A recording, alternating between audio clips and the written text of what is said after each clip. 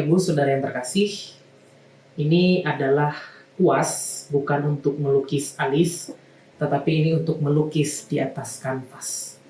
Karena kuas ini berada di tangan saya, maka lukisan yang dihasilkan adalah seperti ini. Ini maksudnya mau menggambar pemandangan, jadi ini adalah biru langit, kemudian ini hijau, rumput-rumputan, tetapi karena terlalu banyak salahnya, maka saya tambahkan saja coretan-coretan, kemudian saya gores-gores supaya terlihat menjadi lukisan abstrak.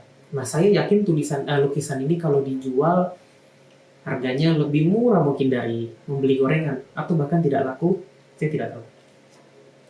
Berbeda misalnya kalau kuas ini berada di tangan Leonardo da Vinci yang dapat memukau para penikmat seni dengan lukisan-lukisan yang luar biasa indahnya. Salah satu contohnya adalah Salvator Mundi, lukisan yang dilukis oleh Leonardo da Vinci yang harganya mencapai 6,1 triliun. Sebuah lukisan yang fantastis. Hari ini kita akan merefleksikan Yesaya pasal 49 ayat 2c. Ia telah membuat aku menjadi anak panah yang runcing dan menyembunyikan aku dalam tabung panahnya. Sebuah anak panah tidak akan berfungsi dengan maksimal ketika anak panah itu berada di tangan seorang petinju atau seorang pemain bola. Tetapi ketika anak panah itu berada di tangan seorang wanita yang bernama Deli Trisiadinda, seorang atlet panah Indonesia, maka yang dihasilkan adalah medali perak pada perhelatan SEA Games tahun 2017. Hidup kita digambarkan seperti anak panah yang runcing di tangan Allah. Itu berarti kita adalah alat yang diciptakan oleh Allah, kemudian digunakan oleh Allah untuk melakukan kehendaknya untuk kemuliaan namanya. Tidak ada manusia yang lahir ke dalam dunia ini tanpa tujuan, tanpa rencana. Kita diciptakan seperti alat-alat yang berfungsi pada tugas-tugas tertentu, dan kita harus menjadi alat yang tajam, alat yang utuh di dalam tangan Allah. Nah, sebagai alat, hidup kita tidak berada di tangan seorang amatir. Kita sedang berada di tangan Allah yang kuat, di tangan Allah yang besar, yang memakai kita untuk menggoreskan setiap kisah-kisah, menggoreskan karya-karya Allah di dalam dunia ini. Nah, di tengah pandemi ini kita tidak pernah tahu, kita tidak mengetahui apa yang sedang direncanakan oleh Allah untuk dunia ini. Tetapi tetaplah menjadi alat yang utuh, tetaplah menjadi alat yang tajam, tetaplah menjadi alat yang dapat diandalkan oleh Allah untuk melaksanakan kehendaknya di dalam dunia ini. Saya ingin membacakan sebuah kutipan dari Bunda Teresa yang sangat inspiratif.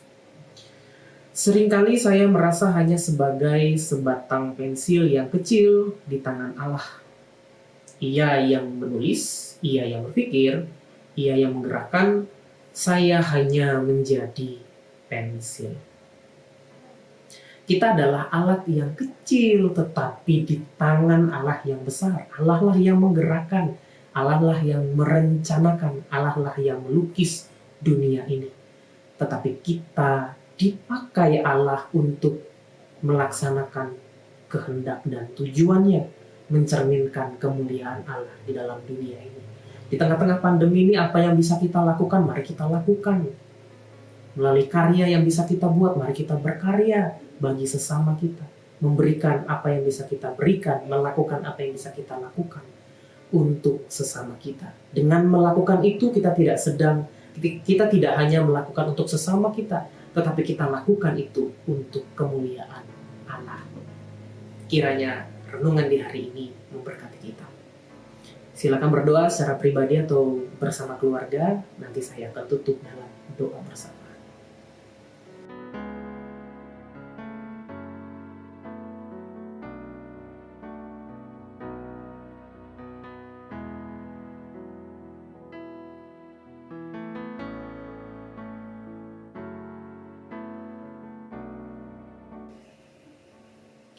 Mari kita berdoa.